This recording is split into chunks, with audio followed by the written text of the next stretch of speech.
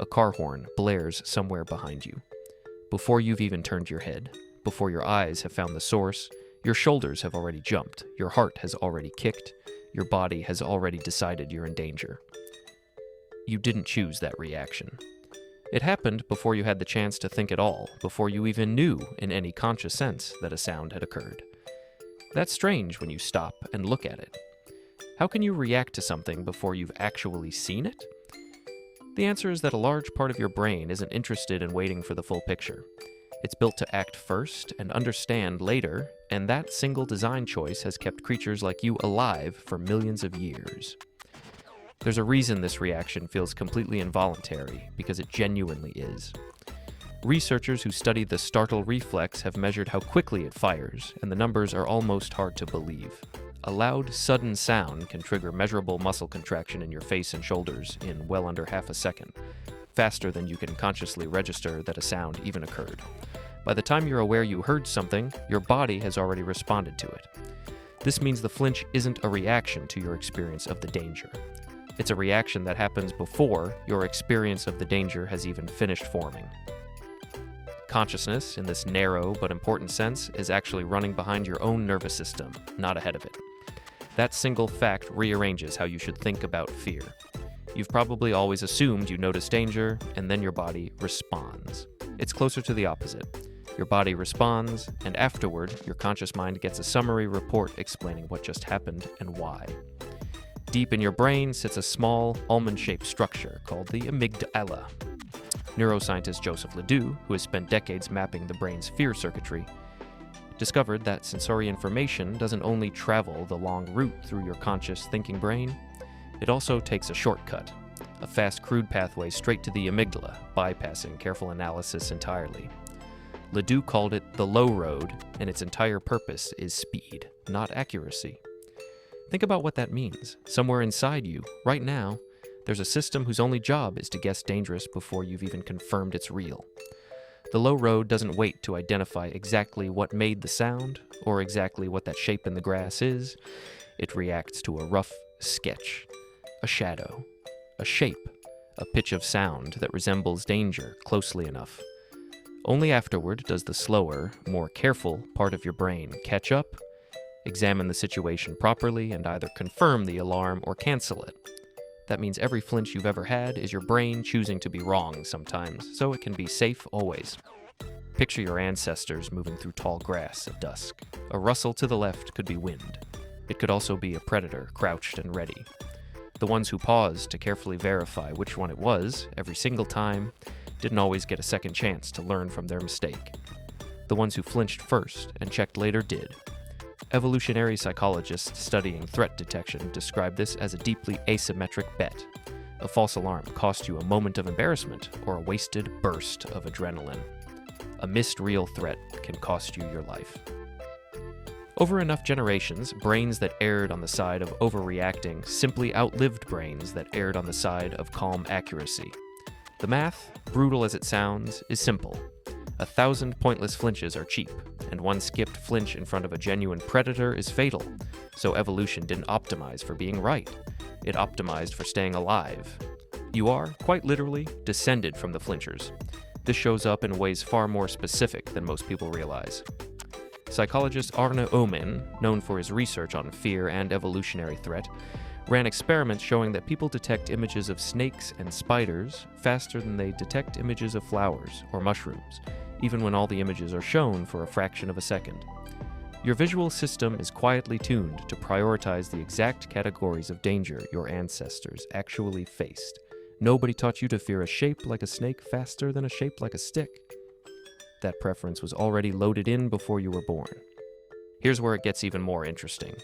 This fast threat system doesn't just detect danger. It rewrites your senses in real time to help you survive it. When the amygdala fires, it triggers a cascade, adrenaline floods your bloodstream, your pupils widen, your hearing sharpens. Blood redirects away from digestion and toward your muscles. Within a fraction of a second, you are a slightly different creature than you were a moment before. One built for speed and force rather than digestion and rest. This is often called the fight or flight response, though researchers now know the options are broader than that name suggests. Some situations trigger freeze instead, a total stillness that makes you harder to detect. The same strategy a rabbit uses in open ground. Others trigger fawn, an instinct to appease and de-escalate rather than confront. All of them are ancient strategies, still running, still ready. Long after the predators they were built for have mostly disappeared from your daily life. Interestingly, this system doesn't come fully loaded at birth.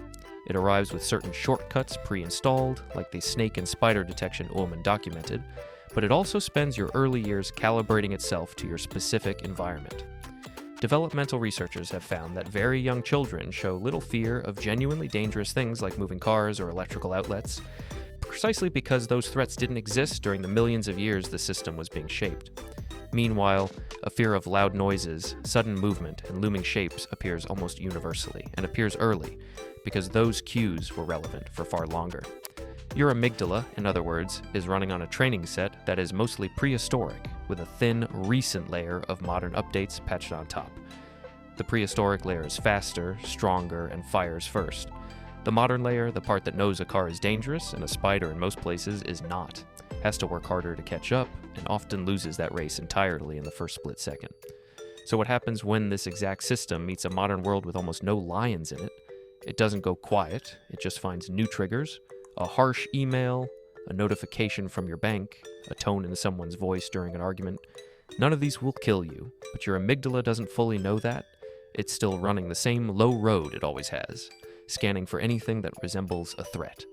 And modern life is full of things that resemble threats just closely enough to set it off. That's why an angry message can make your heart pound the same way a growl once did. Neuroscientists studying stress response have noted that the body doesn't clearly distinguish between a physical threat and a social or psychological one. Public criticism, financial anxiety, a tense conversation with someone you love, these can all trigger the same cascade your ancestors experienced facing an actual predator. The chemistry is identical. Only the source has changed. Do you know what that mismatch actually costs you? It means you're carrying a genuinely ancient alarm system, tuned for a world of physical danger, into a world made almost entirely of psychological and social pressure. The alarm still works perfectly. It's just aimed at threats it was never designed to correctly interpret, which means it fires more often at things that used to be rare and are now constant: an inbox, a headline, a tense meeting. This helps explain something that used to feel like a personal failing, but is really just biology doing its job on the wrong kind of target. Modern anxiety, in many cases, isn't a malfunction. It's the low road doing exactly what it evolved to do, just aimed at stimuli that never used to exist in this volume or this frequency. So is there anything you can actually do with this information, or is it just something to live with? Researchers studying fear conditioning have found that the fast, automatic response can be trained over time, though not eliminated entirely, and that isn't the goal anyway. The goal was never to switch it off. A flinch that saves your life once in a while is worth the false alarms it causes the rest of the time. What researchers have found is that the gap between the fast reaction and the slow, conscious evaluation can be widened gently with practice.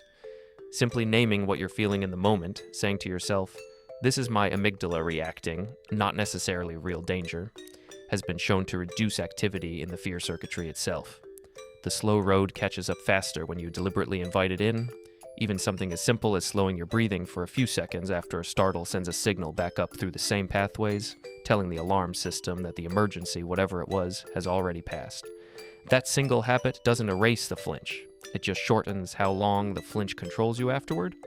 There's a broader cost worth naming too. Your ancestors' alarm system was built to fire in short, intense bursts, followed by long stretches of calm once the threat passed or turned out to be nothing. Modern triggers rarely offer that same clean resolution. An unread message sits in your inbox for hours. A tense relationship doesn't resolve in one conversation. A financial worry doesn't disappear after a single spike of adrenaline. The alarm fires the same way it always has, but the release that used to follow quickly now gets delayed, sometimes for days. Researchers studying chronic stress have described this as the difference between an alarm designed for sprints and being forced to run what amounts to a marathon. The system copes because it has no other setting, cycling quickly between danger and safety rarely experienced. Think back to your ancestor in the tall grass, the rustle, the jump, the frozen half second of redness. Then, if nothing followed, the slow exhale, the muscles unclenching, the walk continuing. The flinch was never meant to last. It was meant to protect you for a moment and then release you. Somewhere in your evolutionary past, that release used to come quickly and often, because most rustles really were just wind. In your modern life, the alarms come far more frequently, and the release rarely gets the chance to fully land before the next one arrives. That doesn't mean something is wrong with you. It means something extremely old inside you is still doing its job with total dedication in an environment that almost never gives it a real predator to justify the effort. The mismatch isn't a personal weakness, and it isn't something willpower alone resolves. It's simply what happens when a system built over millions of years for one kind of world suddenly finds itself operating in a completely different one, with no time to redesign itself to match. Next time your body reacts before your mind catches up, before the horns meaning even registers, before you've consciously decided anything at all, you'll know exactly what just happened. An ancient guard, standing watch since long before language existed, just did what it has always done. It chose speed over certainty because for nearly all of human history, that choice was the only one that kept your ancestors alive long enough to become you, and it isn't retiring anytime soon, no matter how safe your actual surroundings have become.